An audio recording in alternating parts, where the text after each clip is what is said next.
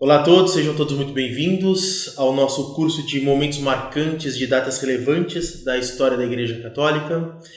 Eu sou o professor Rodrigo Miller e hoje a gente vai caminhar para a nossa quarta aula do nosso curso.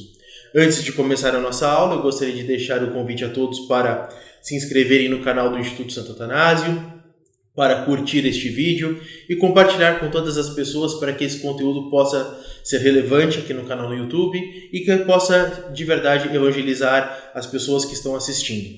Bom, então nas 3 primeiras aulas anteriores nós estávamos discorrendo a respeito do processo de conversão de pessoas, nós estávamos discorrendo a respeito de momentos que vão costurando e construindo aquilo que nós estamos chamando de cristandade.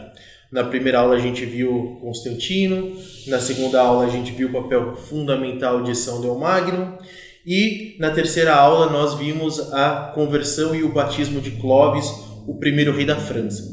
E hoje nós vamos discorrer sobre aquele que talvez seja o pilar fundamental da cristandade política e civilizacional da Igreja, Carlos Magno, o fundador da Europa.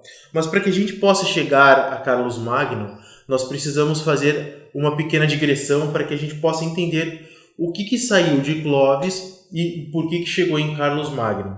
Então, se nós estávamos falando a respeito do ano de 496, na aula anterior, nós estamos aqui chegando aproximadamente no ano de 800, então um período de 200, 300 anos que foram muito importantes para a história da Igreja e para a história da Europa como um todo. Então, depois que a gente viu Clovis sendo coroado como rei dos Merovingios, rei dos Francos, e até esse momento, a dinastia Merovingia passou por grandes problemas. Então, o que aconteceu? Os anos foram se passando, os reis foram se sucedendo, e eles, com o coração cada vez mais frio, com o coração cada vez mais distante de Deus, eles começaram a entrar em guerras entre os irmãos. Então começou a ter verdadeiros morticínios, verdadeiros fratricídios entre a própria família. Só para vocês terem uma ideia, uma das rainhas, chamada Fredegunda, ela foi uma das responsáveis por causar talvez uma das maiores atrocidades que uma rainha já cometeu com uma irmã, por exemplo. Ela simplesmente colocou a irmã dentro de um baú, para vocês terem uma ideia, e ela deixou nesse baú apenas uma roupa. E essa roupa era muito bonita e essa irmã ficou hipnotizada. Só que quando ela viu que ela ia pegar a roupa, a Fredegunda, irmã dela, jogou ela dentro do baú, trancou a chave e sentou em cima. E ela simplesmente ficou lá até que a irmã perdesse a respiração, perdesse o oxigênio e padecesse. Foi dos momentos mais horríveis de toda a história dos Merovingios, para vocês terem uma noção. E foi acontecendo coisas muito piores. Outro ponto importante e que representa essa dissolução, esse padecimento da dinastia Merovingia, foram os hábitos libertinos. Então, cada vez mais os reis eles locupletavam, seja em banquetes, sejam em orgias, sejam em promiscuidades sem nenhum tipo de pudor, sem nenhum tipo de escrúpulos, e isso foi enfraquecendo a dinastia Merovingia. E, por fim, uma incompetência administrativa total. E aqui é um ponto interessante de a gente observar a respeito da luz da psicologia, é o seguinte: se as nossas paixões estão sendo movidas por apetites baixos, a nossa inteligência ela vai ser obscurecida. Logo, a inteligência sendo obscurecida, a nossa capacidade de lidar com as coisas concretas da realidade vai ser diminuída. Então esse é um ponto importante que a gente pode trazer a respeito do porquê que essa dinastia foi caindo. E o último rei dos Merovingios foi Dagoberto I, que reinou até o ano de 639. E quando ele morre, não se tem mais uma dinastia merovingia atuante no poder. Então o que acaba acontecendo? Eles deixam o reinado dos francos, eles deixam de exercer as suas obrigações, as suas responsabilidades, e passam para buscar os seus prazeres. Então, é comum dos merovingios deixarem a cidade de Paris e irem para o interior da Gália, antiga Gália, hoje França, para poder curtir bons momentos, para viver uma vida de prazeres, uma vida de luxúria, e assim a primogênita da Igreja Católica, ela foi padecendo, foi perdendo a sua vitalidade e foi deixando brechas para que as coisas começassem a acontecer de uma outra forma. No lugar dos merovingios, eles colocaram regentes, ou como eles gostam de chamar na Europa francesa, chamado de mordomos. E o que esses mordomos eles faziam? Eles tentavam cuidar daquilo que lhes cabia, daquilo que lhes competia, para que o reinado, para que aquela porção de terra não virasse um verdadeiro caos. E um dos mordomos, depois de uma longa linhagem de mordomos, que perdurou por volta de 1,5 séculos, foi o grande Santo Arnulfo de Metz, que é conhecido, entre várias outras, por ser o padroeiro das cervejas, né? Porque ele tinha uma vontade muito grande dessa bebida, ele queria ficar no mosteiro para produzir cervejas, e é muito conhecida a história dos trapistas de serem exímios produtores dessa bebida, e ele era muito competente administrativamente. Só que e aí o que acontece? Ele se casa, Santo Arnulfo ele se casou, teve 2 filhos, e dessa linhagem vem Pepino II, que começa a preparar o caminho para uma mudança de mentalidade, para uma mudança de dinastia. Então, Pepino II, este grande monarca, esse filho de Santo Arnulfo de Metz, ele começa a atuar de uma forma espetacular. E ele conquista grande parte do poder na parte ocidental da Gália, dessa região que hoje é a França.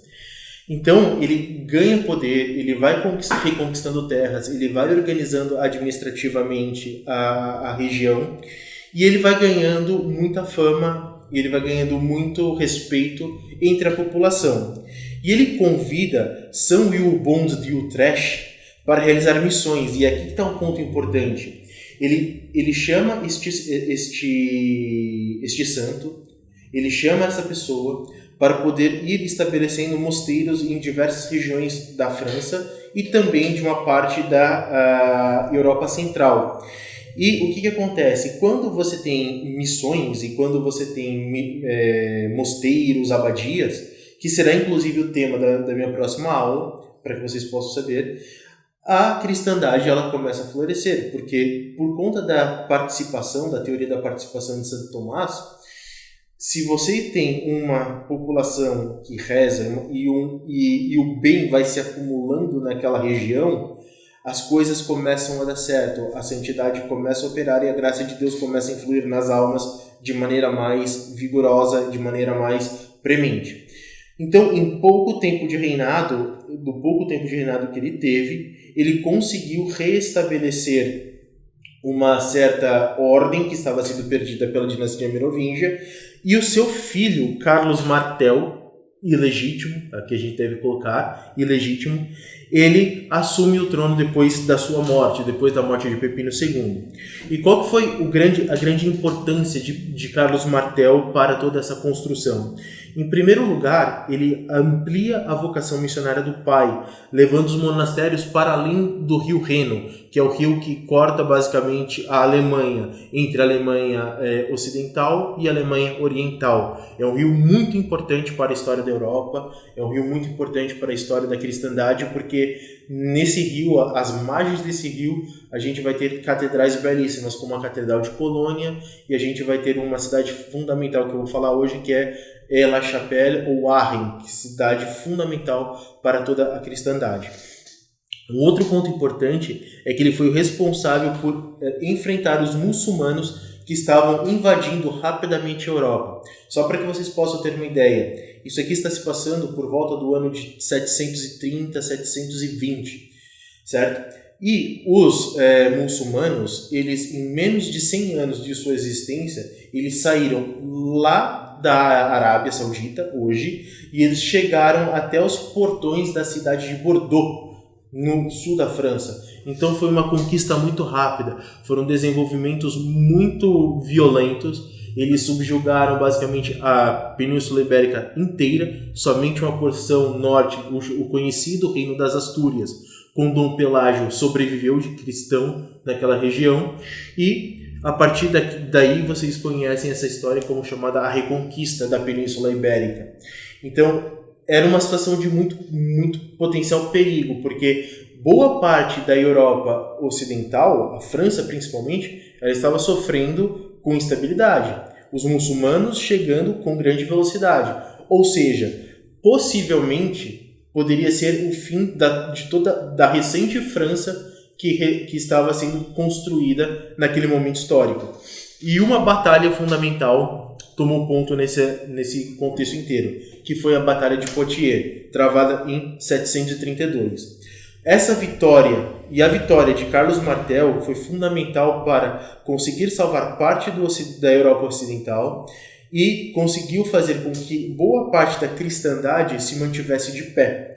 Isso vai ser fundamental para a construção da França, que vai ser gloriosa nos séculos posteriores. Um outro ponto importante foi que Carlos Martel morreu e deixou filhos. Um deles logo abdica da posição política, e o outro, o Pepino o Breve, ele toma o controle da região. E tomando o controle da região, ele tem uma atuação muito importante, porque ele começa a entender o significado do que é um governante servo a Deus, e que esse governante deve servir e depois reinar. Portanto, eles começam a lançar as bases da monarquia católica. Então, para vocês terem uma ideia, o Clovis foi batizado, ele se converteu, mas ele não tinha noção do que é servir. Ele não tinha ideia dessa virtude de se colocar à disposição das outras pessoas, em posição dos seus súditos, para poder fazer um governo assim como nosso Senhor Jesus Cristo fez por nossa alma, morrendo e servindo, para que nós pudéssemos ter a vida e vida em abundância. Então a gente começa a ter esse vislumbre. Pepino Breve, ele tem essa importância fundamental. Depois da morte do último merovingio vivo, do último da dinastia de Meroveu, Pepino Breve torna-se rei. Mas antes de tornar-se rei, ele havia se consultado ao Papa para ver se ele poderia ter essa possibilidade de se tornar rei dos francos, porque ele não era da linhagem dos merovingios. Isso é um ponto muito importante. E se o seu pai teve um grande santo para ajudá-lo, Pepino Breve também teve um grande santo chamado São Bonifácio. E São Bonifácio vai ajudar ele em toda a parte administrativa, vai ajudar em toda a parte de construção desses mosteiros que vão se espalhar até a região da Hungria, para vocês terem uma ideia de como é importante isso. E assim ele conseguiu consolidar as bases para o seu filho, chamado Carlos Magno. E aqui a gente começa a ter uma visão muito clara, muito evidente da grandeza dele. Então, quando ele assume o trono da Gália, logo depois da morte de Pepino Breve, ele se torna um grande defensor do papado. Por que ele se torna um grande defensor do papado? Porque na Península Itálica, longe da França, longe de Paris, o Papa estava sofrendo de invasões bárbaras novamente. Quem que estava invadindo os estados pontifícios naquele momento? Quem estava invadindo as terras do Papa naquele instante? Os lombardos.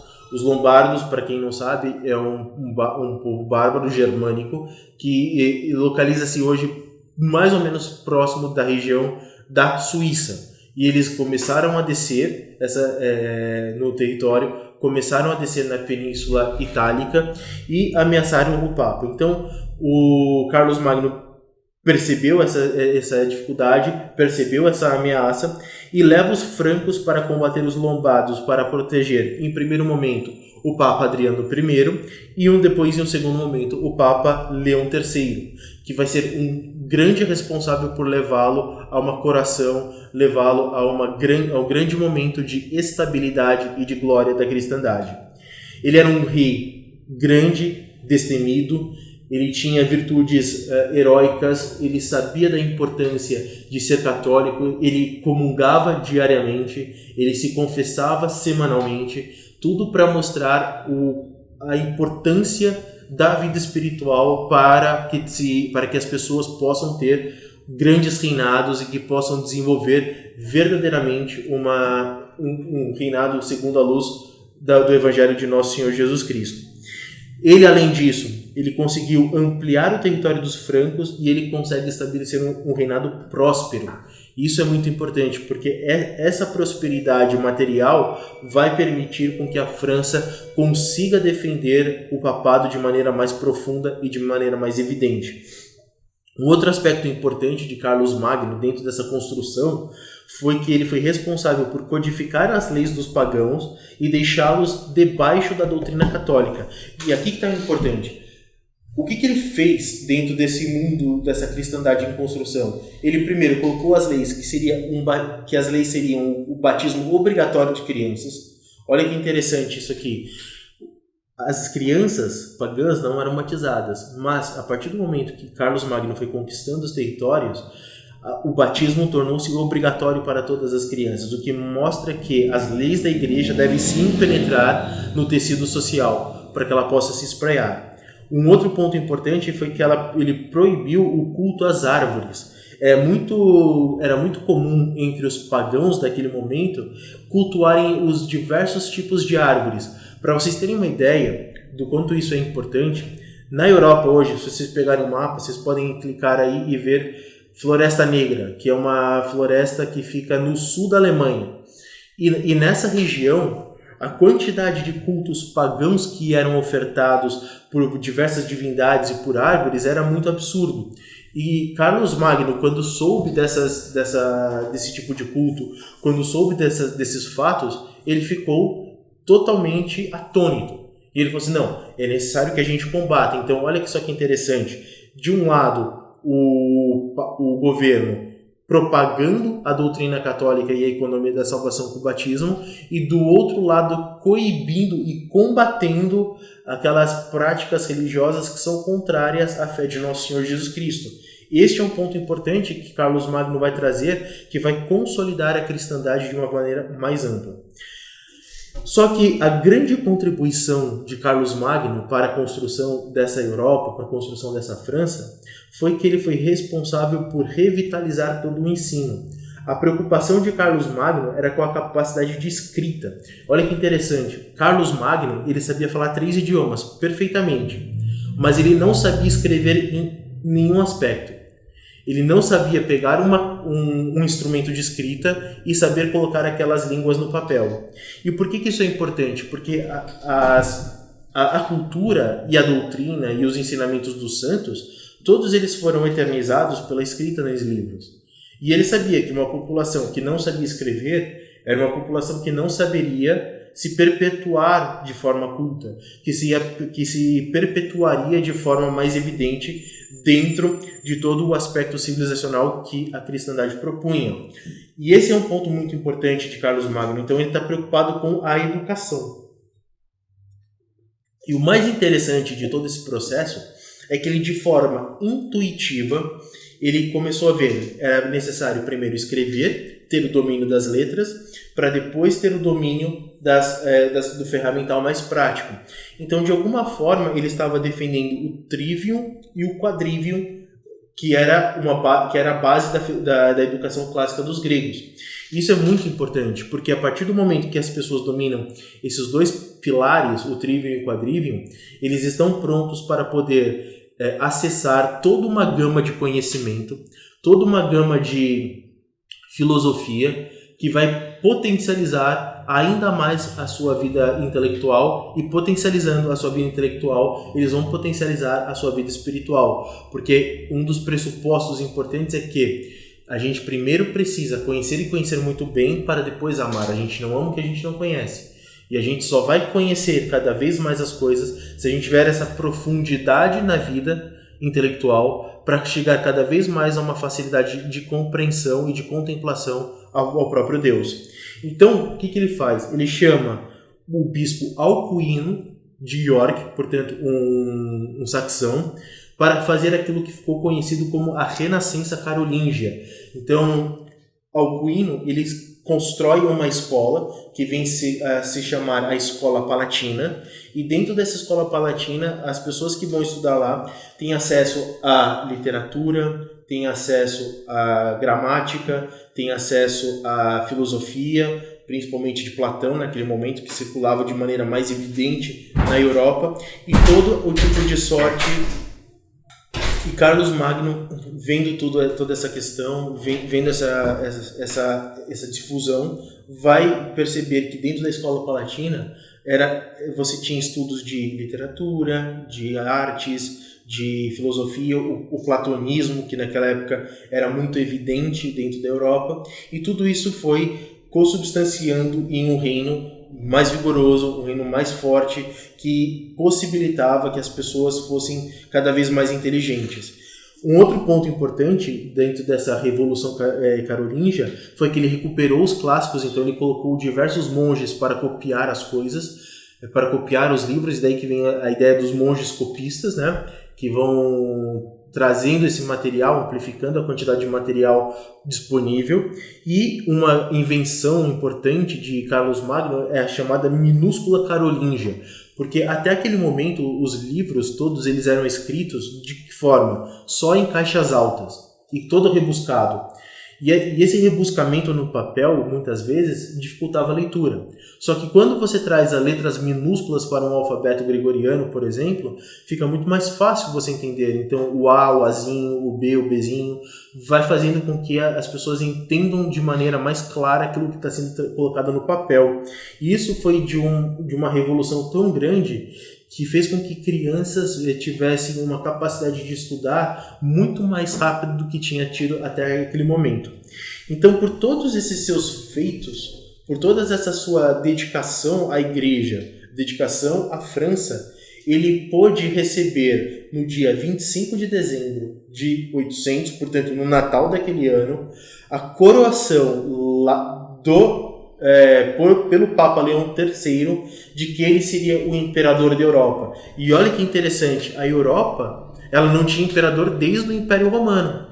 Então, o que nós podemos observar? Que Carlos Magno ele vai pegar e vai tentar buscar a tradição da Grécia e de Roma, junto com essa ideia dos germânicos, né? De império, e vai construir aquilo que vai ser a primeira fundação da cristandade medieval. Isso tem uma importância tão grande porque é essa cristandade medieval que vai sedimentar as bases para que nos séculos XI e XII a cristandade chegue ao seu ápice. E quais foram os pontos mais importantes de Carlos Magno? Primeiro ponto, a consolidação da monarquia católica. Segundo ponto, o estado promotor do cristianismo. Terceiro ponto, um reinado moralmente responsável, ou seja, a moralidade penetrando nas leis e nos costumes do povo e fazendo com que aquele povo obedecesse a uma moralidade católica, e uma cooperação entre igreja e Estado, ou seja, a igreja cuidando de levar as almas para o céu, o rei, o monarca, o imperador, o Estado cuidando para que o bem comum seja implementado dentro das sociedades, os dois em concórdia, sendo que o poder espiritual é mais elevado do que o poder temporal, e tudo isso vai fazendo com que a Europa vai tomando a forma necessária. Então, nós estamos vendo aqui que é o processo fundamental para a construção de tudo aquilo que a gente conhece hoje. Essa vida de Carlos Magno, e ele tem esse nome Magno porque ele é grande, vai fazer com que ele seja considerado o fundador da Europa. Então, nessa aula eu quis trazer a criação e a fundação dessa parte política e dessa parte intelectual em relação à igreja. Na próxima aula eu vou trazer sobre a fundação da Abadia de Cluny, a reforma, para mostrar como que se de um lado o poder temporal está trabalhando, como do outro lado o poder espiritual também trabalha para que se desenvolva a igreja de uma maneira mais vigorosa, e assim a cristandade pode dar passos largos à sua salvação, à salvação das almas, e a fazer com que Cristo seja conhecido em todo o universo. Esse é a quarta aula, um grande abraço, fique com Deus, salve Maria Imaculada e que viva Cristo Rei.